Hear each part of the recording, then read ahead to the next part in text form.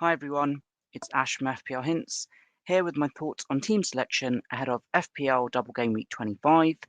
As always, if you're able to like, share and subscribe, that would be greatly appreciated. Before we look at the Double Game Week ahead, I'm sure that you must be wondering how I did in FPL Double Game Week 24. So 153 points in Double Game Week 24, with an average being 87 points. Highest was 201 points, 60k game week rank, which is ridiculously high in this day and age. I think on the whole, job well done for my team. And it's been a torrid winter, I'll be honest with you. I've not even looked at my overall rank deliberately since I'd say the start of December. And it was just an experiment because I thought, well, it's not going well. And I don't want my overall rank to massively influence the decisions I make. It's more on a game week by game week basis in terms of what the team is basically in need of. So if I needed to boost the bench or address other areas, and the rank actually itself didn't really change that much, which I'll come on to in a minute with game week history. But for FPL Double Game Week 24 in particular, bought Pickford and thankfully got got an assist and a clean sheet in that first match, so that paid off. The defence as a whole paid off. A very rare clean sheet for Pedro Porro against Brentford at Brentford's own stadium, which was somewhat of a surprise. Wasn't expecting a clean sheet there.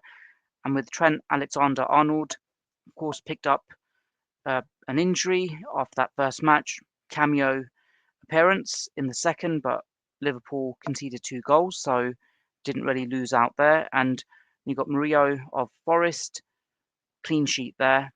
And I probably jumped considerably late onto the Forest bandwagon, but ultimately paid dividends there. Onto the midfield, really, it's the Mohamed Salah show, isn't it? 29 base points is his joint best ever tally in FPL for a game week or a double game week. And it came about with the 2 goals against Bournemouth with a clean sheet and 3 bonus points, followed by the full match against Everton, a goal, assist, and 3 bonus points. If I'm not mistaken, had he scored 1 more goal, he would have exceeded 100 FPL points for those that triple captained him like myself. I kind of feel that, to my surprise, a lot of FPL content creators didn't actually captain him because of 2 reasons. Number one, the random introduction of the assistant manager chip, which actually did pay off in dividends for those that did activate it. And they've got, of course, another double game week around the corner to benefit from. And on top of that, the double game week. So a lot thought, you know what, we're not going to triple captain Mohamed Salah because ultimately we're going to benefit from this hack or this cheat code that they fought. And very few FPL managers then ultimately gave him the triple captaincy armband. For me, it was a no-brainer. It's Mohamed Salah, double game week, reasonable opposition, albeit Everton have improved massively under David Moyes, that it made sense to go for it. And ultimately, with my team, I think I was at 1.2 million, which I'll come on to in a minute. I'm like 600k now. Luis Diaz, massive disappointment. He's literally just blanked week after week now, despite the generous run of games. Doucouré, thankfully, got his first goal of the season in the first match, and then annoyingly got sent off in the second match right at the end of the match, if not after the full-time whistle. His 8 points became a 7 because of the red card. Palmer, that was it a goal? Was it an assist? It was, yeah, it wasn't a goal for sure. 6 points, we'll take that happily. Rodgers, big disappointment with the match against Wolves. Yellow card. He seems to either do really well or really badly across competitive matches this season. But hey, he's 5 million and a bit. It's the least you can expect. Can't expect fireworks all the time. And then you've got Chris Wood. Really, that first match 7-0 against Brighton. I'm actually surprised that among engaged FPL managers, how low his ownership is, and I think quite a few actually might have even sold him because of the double game. Look, 43% in the actual overall standings, and Isak blanked against Fulham, which was a bit annoying because you look at the bench. Nuri sub 3 against Wolves. Greaves, of course, reasonable fixture, but blanked. Raul Jimenez scored in his match against Newcastle United as well. So, yeah, 15, 18, 19 points on the bench. But I guess it doesn't really matter when got 153 points. I don't think many engaged FPL managers even hit 150 or more. And the downside for those that activated assistant manager chip is they can't triple captain Mohamed Salah in FPL double game week 25, which has, again, some upside for those that triple captained him now, because they can now activate the assistant manager chip. But I want to come on to my game week history first of all, and then we'll get into team selection thoughts for FPL double game week 25. That the season as a whole actually started really well for me, 700-ish K, and then stabilizer rank. Okay, a bit of a yo-yo, 400K, a million, and then got to 300-ish K, thereabouts, from game week 6 to game week 10, game week 11, 1200-ish K. And at this point, I really should have kicked on or stabilized the rank, but it just completely became a disaster show from November, December onwards. Of course, a small green arrow in some respects in game week 15. I call it small because that was literally a very minor positive, because then red arrow after red arrow after red arrow. And it was really around game week 17, 18, shall we say, just before the festive fixture rush, that the overall rank didn't really move. I think there were times when wrong decisions were made. You can see that just one transfer per game week, so I wasn't taking crazy number of hits, and the overall rank didn't budge. So that interesting experiment for me was that by not looking at the overall rank didn't really make much difference. But then game week 24, again, didn't look at the overall rank even at that point until the in game week rank proved to be quite significant. That I did have a look and I could see that, wow, it's flying. Of course, triple captaincy for Mohamed Salah made a big difference.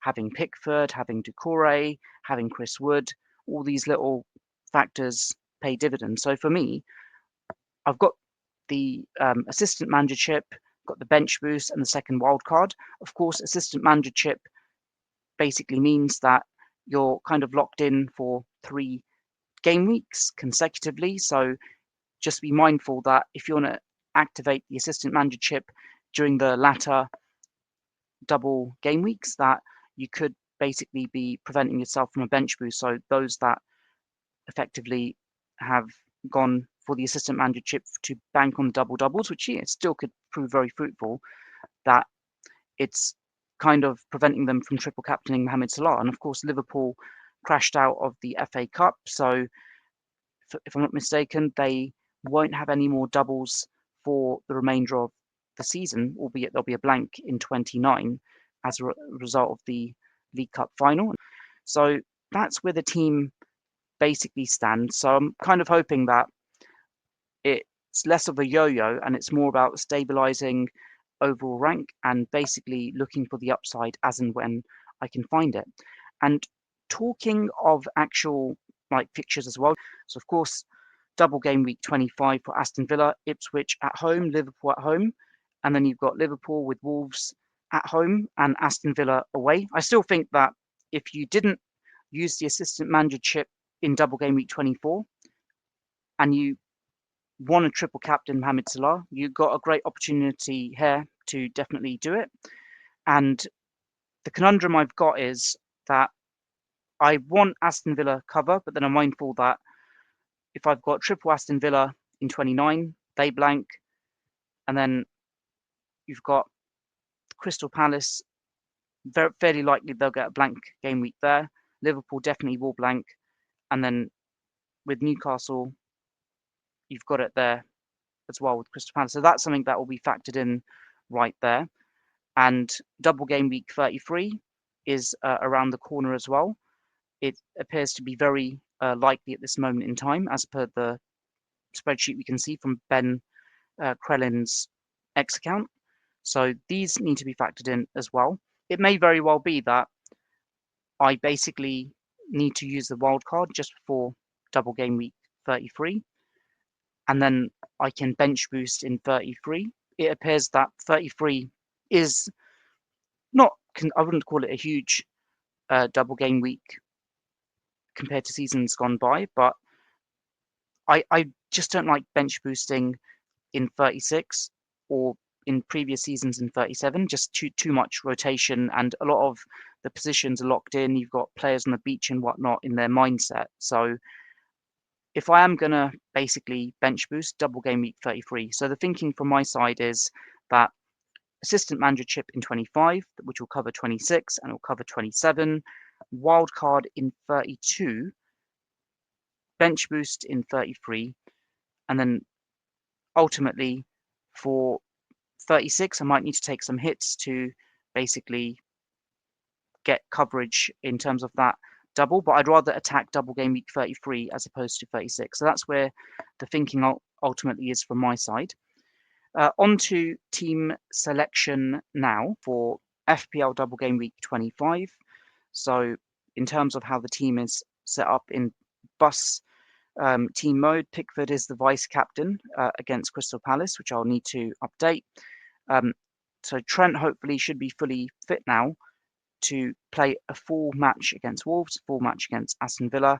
Got Pedro Porro against United, who of course haven't been fantastic of late, but probably might need to consider removing him, perhaps get Aston Villa defensive cover there, albeit I don't think Konsa's injured, so it won't be Konsa.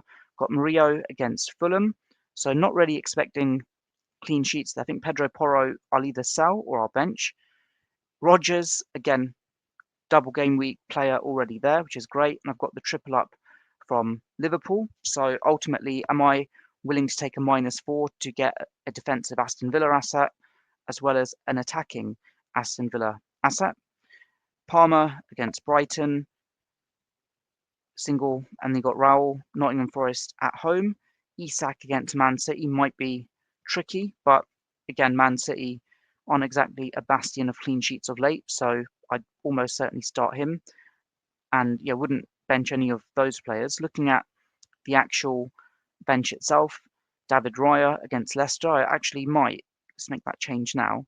So sub in David Raya for Pickford, and then captaincy, of course, no longer a triple captain armband, will be on Mohamed Salah. I'd probably put the vice captain on an attacking Aston Villa asset. Let's just say for the time being it's Morgan Rodgers. It will probably be Rashford if he potentially starts and I want to go for him, or Watkins. So I need to give food for thought there. And also, just coming onto the bench, Ait-Nouri sub 3 definitely, Greaves sub 2, Doucouré suspended. So yeah, no real benching headaches there.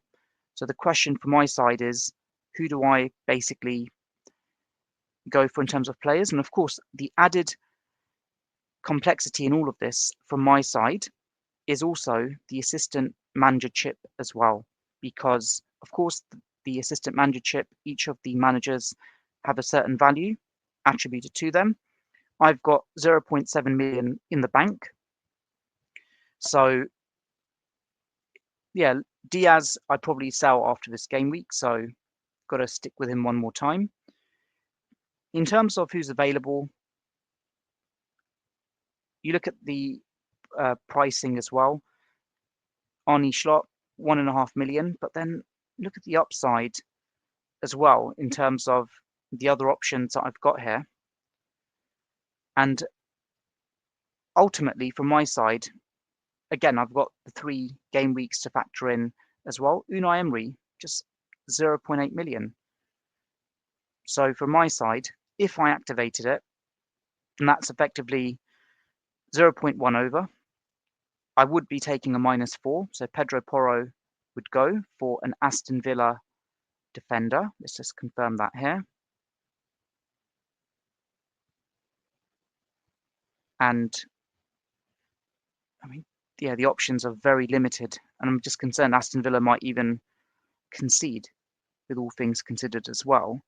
So let's just have a look here. I think Disassi, no, probably have to be Luca Dean from the options that are available, but massive rotation risk. Yeah, I might just flick out Pickford for Martinez. Not the most efficient transfer, but again, you look at that, I've got 6.2 million. Oh, let's put Porro back.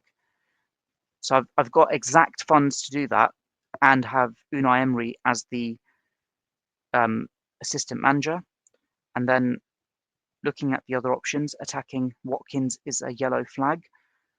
I'd kind of hope that Rashford could potentially start, but then I'm looking at who I'd ultimately sell, and it is a tough one. I wouldn't want to sell Palmer. I think Doucouré might be the way, but then, yeah, I'm kind of stuck. McGinn, would I potentially get him in? But yeah, his minutes are heavily limited as well. I think ultimately I'd need to try and somehow get Rashford in. He'd be looking to impress, no doubt. So actually, let's store Pickford. Let's try getting Rashford in, 6.6 million. So I've gone over now. I'd need to get rid of Pedro Porro, but then I can't afford Arnie Schlott, albeit I could get a Luca Dean or another Aston Villa defender. Wow, this is considerably more challenging than I thought.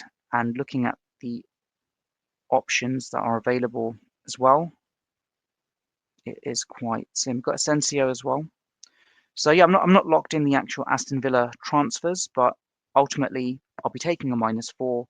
I'd have to literally get in Unai Emery and then just jiggle this team around, but very tight. I might not even get an attacking Aston Villa asset, but it's Ipswich. I'd really want to. I've already got Rodgers, so I'll give it some food for thought, I guess. Yeah, so there you have it. That is my team selection thoughts ahead of FPL Double Game Week 25. Let me know in the comments below what you think. Is it worth activating the assistant manager chip? Unai Emery, does he make sense? And what's your situation, and what did you do in the previous Double Game Week that's going to ultimately influence your moves in FPL Double Game Week 25? As always, if you're able to like, share, and subscribe, that would be greatly appreciated. Take care, and all the best.